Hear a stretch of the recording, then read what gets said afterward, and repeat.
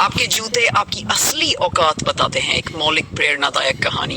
एक बड़े शहर में एक प्रसिद्ध उद्योगपति रहता था। उसके पास करोड़ों की संपत्ति थी, कई कंपनियां थी और लोग उसे सफलता की मिसाल मानते थे। एक दिन उसने अपने बेटे आरव से कहा, आज मैं तुम्हें एक ऐसी जगह ले चलूंगा जहां तुम्हें इंसानों की असली पहचान समझ आएगी। आरव ने सोचा कि शायद वे किसी बड़े बिजनेस सेमिनार या किसी आलीशान होटल में जाएंगे, लेकिन उसके पिता उसे शहर से दूर एक छोटे से गांव में ले गए। गांव में एक बूढ़ा मोची सड़क किनारे बैठा था। उसके कपड़े साधारण थे, चेहरा झुर्रियों से भरा था, लेकिन उसकी आंखों में अजीब सी चमक थी। पिता ने कहा, चलो पहले अपने जूते पॉलिश करवाते हैं। आरव हैरान था। उसने धीरे से कहा, पापा हमारे घर में इतने नौकर हैं, यहाँ क्यों? पिता मुस्कुराए और बोले, बस देखते रहो।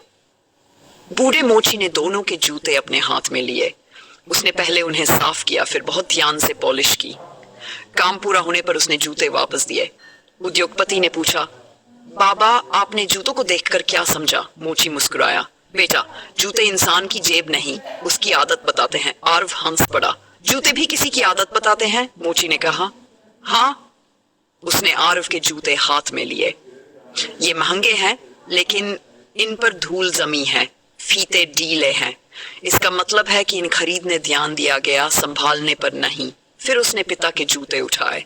ये इतने महंगे नहीं हैं, लेकिन रोज साफ किए जाते हैं, समय पर मरम्मत करवाई जाती है। इन्हें पहनने वाला छोटी छोटी चीजों का सम्मान करता है। आरव पहली बार चुप हो गया। उद्योगपति मुस्कुराने लगे। उन्होंने बेटे से कहा, जानते हो जब मैंने अपना पहला कारोबार शुरू किया था, तब मेरे पास केवल एक जोड़ी जूते थे। मैं उन्हें हर रात साफ करता था, क्योंकि मैं जानता था कि मेरे कपड़े साधारण हो सकते हैं, लेकिन मेरी लापरवाही नहीं।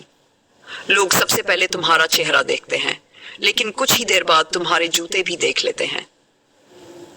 बूढ़ा मोची बोला, बेटा मैंने 40 साल में हजारों लोगों के जूते ठीक किए हैं। मैंने देखा है कि मेहनत करने वाले लोगों के जूते खिसे हुए जरूर होते हैं, लेकिन साफ होते हैं, और जो केवल दिखावा करते हैं उनके जूते महंगे होते हैं, मगर टूटे हुए, गंदे और लापरवाही से भरे।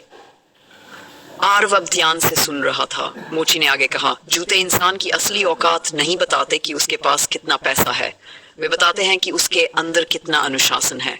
जो व्यक्ति अपने जूतों का सम्मान नहीं कर सकता, वह अक्सर अपने समय, अपने रिश्तों और अपने काम का भी सम्मान नहीं कर पाता।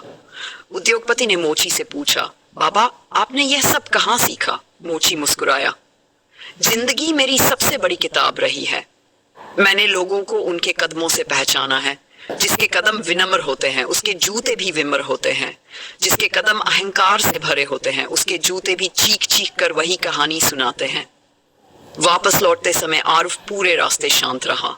अगली सुबह उसने सबसे पहले अपने जूते साफ किए, लेकिन यह बदलाव सिर्फ जूतों तक सीमित नहीं रहा। उसने अपना कमरा व्यवस्थित रखना शुरू किया, समय पर उठना शुरू किया, अपनी चीजों का ध्यान रखना शुरू किया। धीरे धीरे उसकी पूरी जिंदगी बदलने लगी। कुछ वर्षों बाद वही आरव अपने पिता का कारोबार संभालने लगा। एक इंटरव्यू में जब उससे पूछा गया, आपकी सफलता का सबसे बड़ा रहस्य क्या है, तो वह मुस्कुराया और बोला, मेरे जीवन का पहला मैनेजमेंट लेसन मुझे किसी बिजनेस स्कूल ने नहीं, एक बूढ़े मोची ने दिया था। उसने सिखाया कि आदमी की कीमत उसके जूतों की कीमत से नहीं, बल्कि इस बात से तय होती है कि वह अपनी छोटी छोटी जिम्मेदारियों को कितनी ईमानदारी से निभाता है। उस दिन से आरव जब भी किसी नए कर्मचारी का इंटरव्यू लेता, वह उसके जूतों को जरूर देखता। महंगे हैं या सस्ते, इससे उसे कोई फर्क नहीं पड़ता था। वह केवल एक बात देखता था, क्या वे साफ हैं, क्या उनकी देखभाल की गई है। क्योंकि उसने समझ लिया था कि जो व्यक्ति छोटी चीजों की परवाह करता है, वही बड़ी जिम्मेदारियों को भी ईमानदारी से निभाता है। आप जूते आपकी असली औकात इसलिए नहीं बताते कि वे कितने महंगे हैं, वे बताते हैं कि आप कितने अनुशासित, जिम्मेदार और आत्मसम्मानी हैं। अमीरी जेब में हो सकती है, लेकिन असली औकात आपकी आदतों में दिखाई देती है।